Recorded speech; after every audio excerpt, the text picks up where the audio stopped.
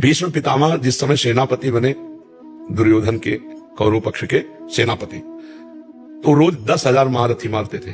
10,000 महारथी भीष्म जी, महान धनुर्धर, लेकिन एक भी पांडव को खरोच नहीं आती थी। तो दुर्योधन जल जाता। जब शाम के युद्ध का निर्णय सुने, बोले एक भी पांडव नहीं मारा गया, भीष्म जैसे सेनापति एक भी पांडव नहीं मारा गया। तो उनके शिविर में जाकर के रोज इस बात के लिए झगड़ा करता। तो भीष्म जी भाव में आए, तो 5 बाण निकाल के रख दिए और कहा, कल मैं यदि जीवित रहा तो 5 पांडवों का वध निश्चित समझो। और उनको पता था कि मैं जीवित ही क्यों रहूंगा, जिनके रक्षा में भगवान है, तो मैं समर्थ नहीं रह पाऊंगा कि पांडवों को मार दूं। पर ये रोज रोज कहता, तो उन्होंने, अब ये खबर फैल गई पूरे दोनों शिविरों में कि भीष्म ने प्रतिज्ञा की कल 5 पांडवों का वध होगा। इतने में द्रौपदी जी आ गई।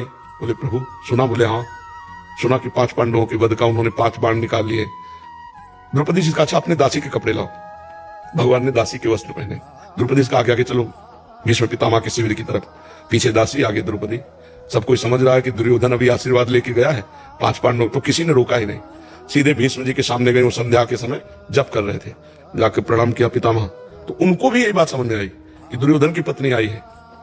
दुर्योधन की पत्नी आई क्योंकि दुर्योधन अभी गया कह करके। तो हम 5 पांडवों के वध का प्रण किया, तो प्रसन्न होकर बताया होगा, तो उसकी तो उनका सौभाग्यवती भाव। संध्या का समय था।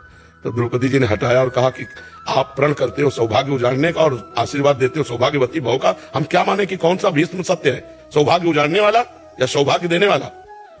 भीष्म जी का माला छूट गया। उनको वो कहा जो तुम्हें यहाँ लाया है, क्योंकि इतनी चतुराई से तेरे को यहाँ तक इस समय पहुंचाना केवल उसी का कार्य है। भीष्म जी खड़े हो गए और देखा तो दरवाजे में दासी बने खड़े थे भगवान। भीष्म जी ने जब देखा तो कहा, बेटी तेरे सौभाग्य को कौन उजाड़ सकता है?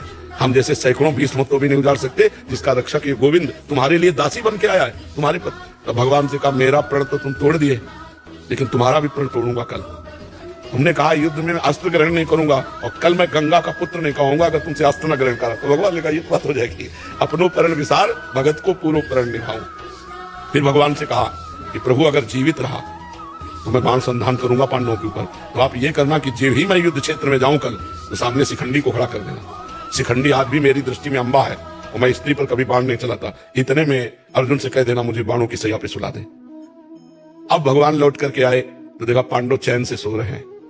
तो पांडवों को जगाया, उनका भीष्म ने प्रतिज्ञा की है 5 पांडवों को मारने की। बोले हाँ पता है। बोले तुम चैन से सो क्यों रहे हो? बोले जिसके तुम रक्षक हो तो चैन से हम सोए, आप खुद व्यवस्था करो।